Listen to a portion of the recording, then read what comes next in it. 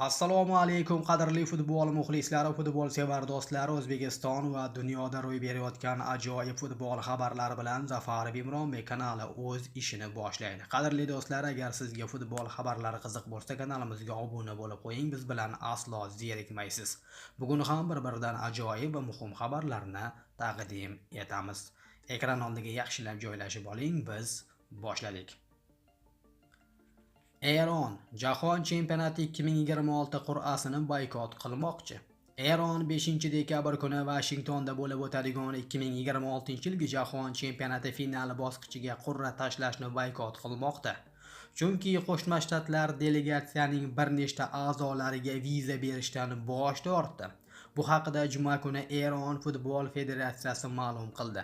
Biz FIFAga qabul qilingan qarorlarning sportga hech qanday aloqasi yo'qligi va Eron delegatsiya a'zolari Jahon chempionati qur'asida ishtirok etmasligini ma'lum qildik, dedi federatsiya vakili.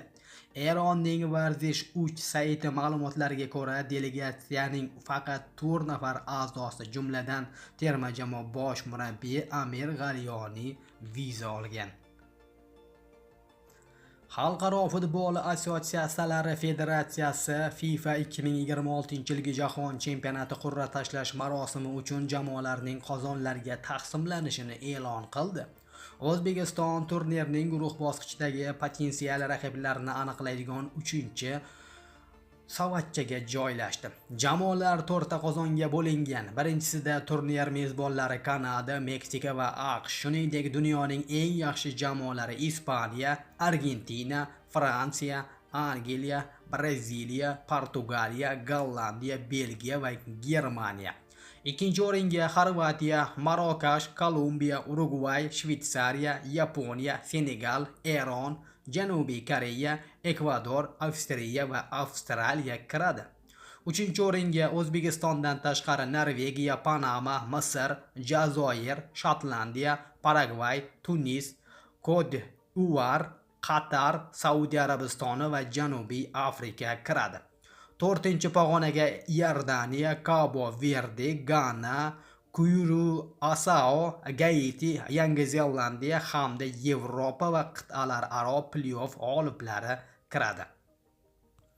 Har bir qozondan bittadan jamoa qur'a tashlanadi. Natijada guruh bosqichi uchun 4 ta jamoadan iborat 12 ta guruh tuziladi. Yevropa konfederatsiyasi bundan mustasno. Bir konfederatsiya jamoalari bir guruhga tusha olmaydi.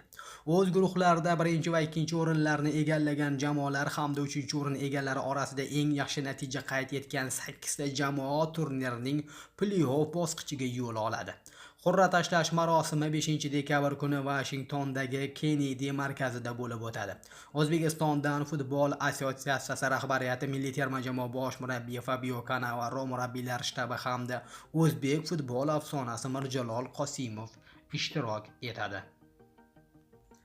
Ba'zi insayderlarga ko'ra, O'zbekiston U17 jamoasi futbolchilari Sayfiddin Sodiqov va Sadriddin Hasanov faoliyatini Portugaliyaning Braga jamoasida davom ettirishi mumkin. Bizga yetib kelgan ma'lumotga ko'ra, aytishlaricha futbolchilarimiz yaqin vaqt ichida Portugaliyaga tibbiy ko'rik uchun yo'l oladi. O'zbekiston U23 jamoasi hamda Sug'diyona himoyachisi Otabek Ahadov faoliyatini Janubiy Koreyaning Suwon Samsung jamoasida davom ettirishga yaqin. Agar adashmasam, esingizda bo'lsa, Janubiy Koreyaning Suwon Samsung jamoasida yana bir vatandoshimiz bir paytlar Alexander Geynrix ham to'p surgan edi. Tojikiston futbol afsonasi Muhsin Muhammadiyevning ahvoli og'ir. Buxoro sobiq bosh murabbiyi Muhsin Muhammadiyevning ahvoli yomonlashib qolgani xabar qilinmoqda. Muhsin Muhammadiyev sog'lig'ini yomonlashi sababli kasalxonaga yotqizilgan va uning ahvoli og'ir. Uning rafiqasi Mohira Muhammadiyev TASS agentligiga bergan intervyusida shunday dedi: U 15-noyabr kuni reanimatsiya bo'limiga yotqizilgan va u yerda og'ir ahvolda qolmoqda, dedi Muhammadiyeva. Avvalroq Samarqandda uning sharafiga xayriya uchrashuvi tashkil qilingan edi. Biz ham Muhsin Muhammadiyevga sog'lik, omonlik tilab qolamiz. Qatar mezbonligida o'tgan 17 yoshgacha bo'lgan futbolchilar o'rtasidagi jahon chempionati yakunlandi. 27-noyabr kuni turnirda 3-o'rin sohibi va g'olib aniqlandi. Dastlab Braziliya va Italiya 3-o'rin uchun kechgan bahsda ishtirok etishdi. Asosiy vaqtda hisob ochilmadi. 0-0 penaltilar seriyasida italyanlar aniqroq harakat qilishdi. 4-2 va ular bronza medaliga sazovor bo'lishdi. Finalda Portugaliya Avstriyaga qarshi maydonga chiqdi va 1-0 hisobida g'alaba qozondi.